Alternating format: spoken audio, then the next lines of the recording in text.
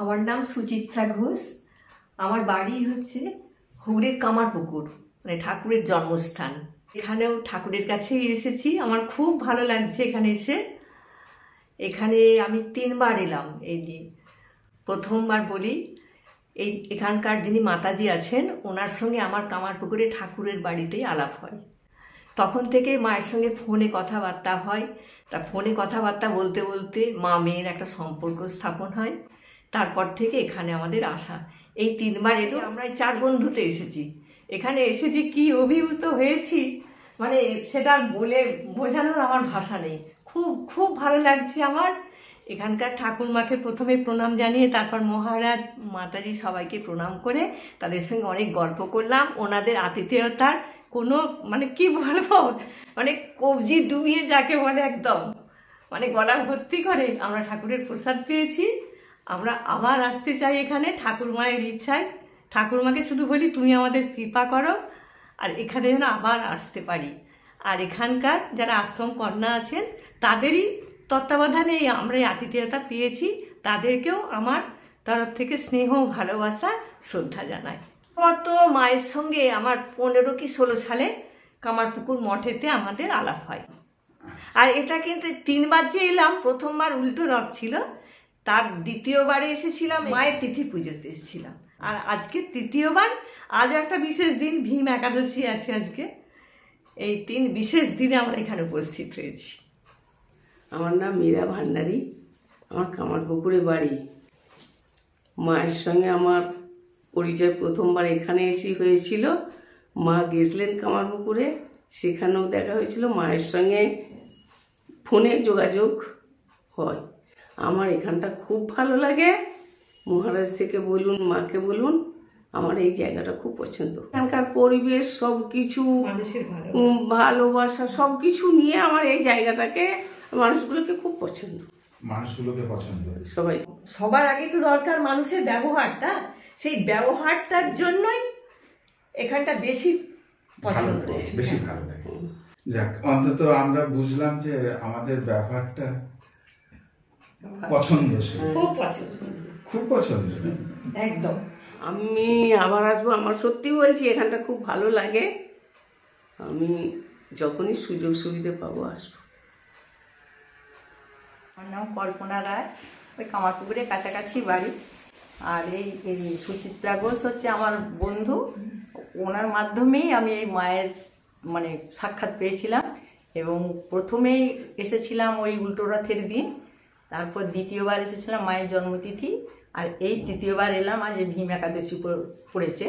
তো এখানকার আতিথেয়তা বা মায়ের বা মহারাজের বা এখানে আশ্রম কন্যাদের যে আতিথেয়তা বা ব্যবহার বা খুব সুন্দর পরিবেশ, এত মনোরম, এত ভালো, খুব সুন্দর লেগেছে আমাদের।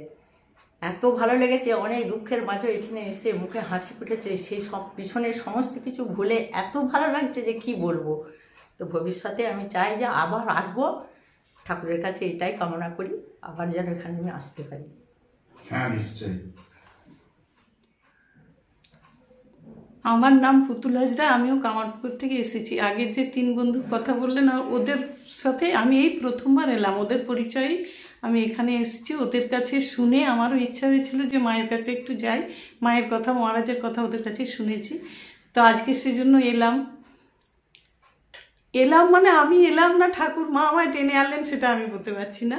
কিন্তু এসে আমার মনে হলো, এখানে মহারাজের মুখে একটা কথা শুনলাম যে তোমরা তো বাপের বাড়িতে এসেছো। সত্যি আমার মনে হচ্ছে আমি বোধহয় সেই ছেলেবেলায় আমার নিজের সেই বাড়িতে বাবা মায়ের কাছে এসেছি। এবং এইখানের এই যে পরিবেশ, চারিদিকের কোলাহল থেকে মুক্ত হয়ে এই শান্ত পরিবেশে এসে মনে হচ্ছে আর এখান থেকে যাবো না, রয়ে যাবো। এতই ভালো লাগছে আমার। এর বেশি আমার কিছু বলা নেই। কারো মানে ব্যবহারের প্রশংসা করব সে ক্ষমতাটুকু আমার নাই। কারণ এই ব্যবহার এখানে যে আমি স্বামীজি মহারাজ বা আমাদের মহারাজ, আমাদের মাতাজি বা এখানের এই আশ্রম কন্যা মায়েরা, এদের যে ব্যবহার পাচ্ছি, এর মানে বিচার করে ভালো না মন্দ বলার মতো ক্ষমতা আমার নেই। এটুকুই আমার বলার। আমি ধন্য হয়েছি এখানে এসে। আবার আসবে তো না? নিশ্চয়ই, মা ঠাকুরের ইচ্ছা হলে আমি বারবার আসবো। তো নিজের ইচ্ছায় তো কিছু হয় না মহারাজ, কি করে বলি। মায়েরা কামারপুকুর মঠের আশেপাশেই সব মায়েরা জয়রামবাটি কামারপুকুর যেহেতু তাদের বাড়ি, সেহেতু নিত্য তাদের যাতায়াত। মেদিনীপুরটা অনেকটা দূর, প্রায় 100 কিলোমিটার, কিন্তু মায়েরা ভালোবাসেন। হ্যাঁ, মায়েদের একটা তো থাকা দরকার, বাপের বাড়ি, বয়স হয়ে গেছে, কবে বাবা মা চলে গেছে, সংসারে এখন শ্বশুর বাড়িতে রয়েছে, ছেলেমেয়েরা বড় হয়ে গেছে, স্বামী বয়স হয়ে গেছে, কে তাদের একটুখানি কেয়ার নেয়, একটুখানি যত্ন আত্তি করে। তো এখানে এলে আমাদের দিক থেকে যেটুকুন করার আমরা সাধ্যমতো চেষ্টা করি। তো এটা আপনারা যারা এসেছেন তারা পেয়েই থাকেন। তো সেক্ষেত্রে ভালো লাগা ব্যাপারটা তো একটা থাকেই। মূল বিষয়টা হচ্ছে মায়েদের এখানটা ভালো লাগে, যার ফলে সবসময় অনেকটা দূরত্ব, তারপরে গাড়ি করে আসা, গাড়ি ভাড়া অনেকটা খরচ, তারপরে প্রত্যেকেই রিটায়ার্ড করে গেছেন, রিটায়ারমেন্ট, এখন কেউ পেনশন পান, কেউ পান না, এরকম ব্যাপার। তো যাই হোক, কিন্তু ওই টানটা থাকে। তো মায়েদের সেই আসার ইচ্ছে থাকে, সেই জন্য আসা হয়।